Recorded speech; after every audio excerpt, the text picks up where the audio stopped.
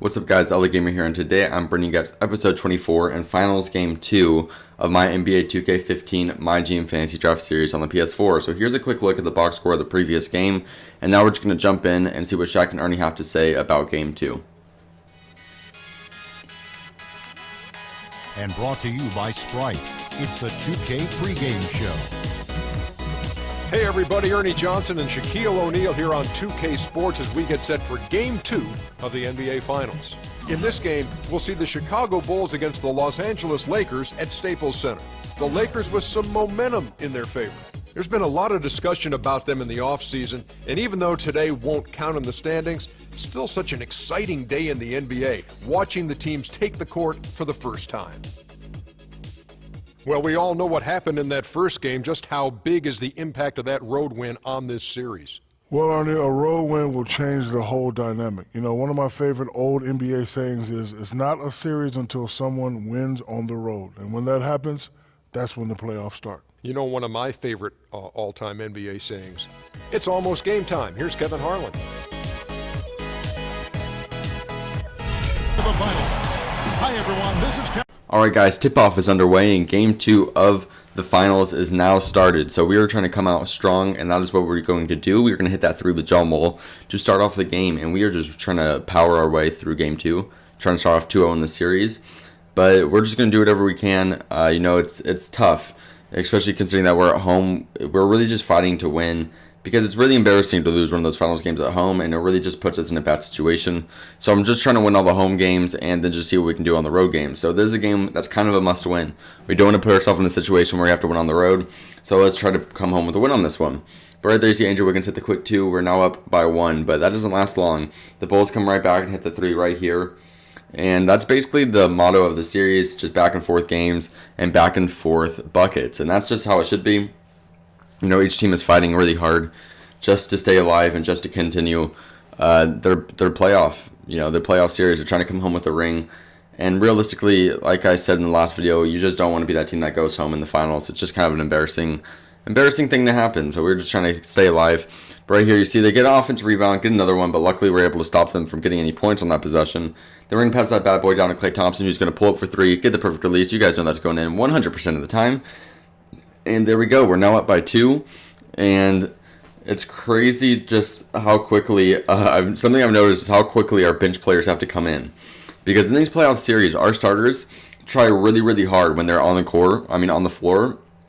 So when they're playing, you really got to be ready to sub them out quickly because they lose a lot of energy. Because, when you're playing in a final series, you really are going to dump all the energy you have into that game. So my starters were getting tired really easily, and this is really where it just becomes important to have good bench players. And that's basically all we worked on in the past year, is improving our bench and developing some of our starters. And it's really come back to to prove us well, because our bench has been incredible. As we get a sick dunk right here, our bench has been incredible, and our starters have been even better than they were last year. They're improving. John Wall has become an even more consistent shooter, as he shot like 540 on the season, which is, almost unheard of for a point guard. Just absolutely incredible. And then as we get the sick alley-oop right here, on our bench we got Jimmy Butler and Colin Bryant, and those two are just absolute monsters as they get the oop to each other right there. And those guys have been, candidates for 6th man of the year. Jimmy Butler was even a candidate for MVP for a time, and he's a bench player. So that just kind of gives you guys the idea of how important this bench has been to our playoff run and just to our regular season performance. That's right there. Jimmy Butler hits the 3. So basically without this bench, I don't know where we would be. I doubt we would even have made the finals this year had we not made so many moves in the offseason. So I'm really glad we made all the moves we did. We traded away a lot, and we really had to take some big risks, trading away some old bench players like Kentavious Caldwell-Pope and some of those guys. But it really turned out to be for the best, because now that we have Colin Bryant and we have Jimmy Butler, those two really seem like that they're the real bench players that we want for the future. And, it's never easy making some MyGM decisions, or just decisions like that at all, because it really does affect the whole franchise. Just one minor player that you didn't think made a big impact on your team could end up actually costing you a whole entire 10 games. You just don't really know.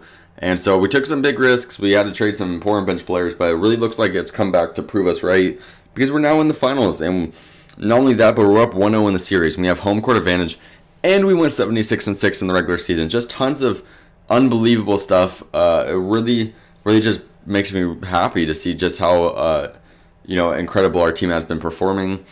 And I'm sure you guys are enjoying just watching us dominate the league as well. And right there you see Serge Ibaka gets the 3-point play. So we try to expand the lead right there. As right here, John Wall almost gets an absolutely incredible dunk. Let's show a replay of that. He gets the ball. He almost does a sick windmill over two people, but sadly, he lets go of the ball just a minute too early and just flings it off the backboard for no good reason, but whatever. We're gonna let that one slip by because John Wall has been going off this game. So a few misses won't hurt me that much. And John Wall did drop a lot of points this game. You guys will get an idea of that in the box score at the end of the game. But yeah, I mean, something that's probably the biggest move we made in the past season was picking up Klay Thompson. I don't think there's a better guy to pair with John Wall than Klay Thompson was, because although Klay Thompson and Steph Curry are a great match in real life, I feel like John Wall and Klay Thompson have been even better just because although two shooters make a deadly front court or deadly backcourt, I mean, a shooter and athletic player, it's incredible because when you have to play tight to stop the perimeter player, John Wall will just run right by you.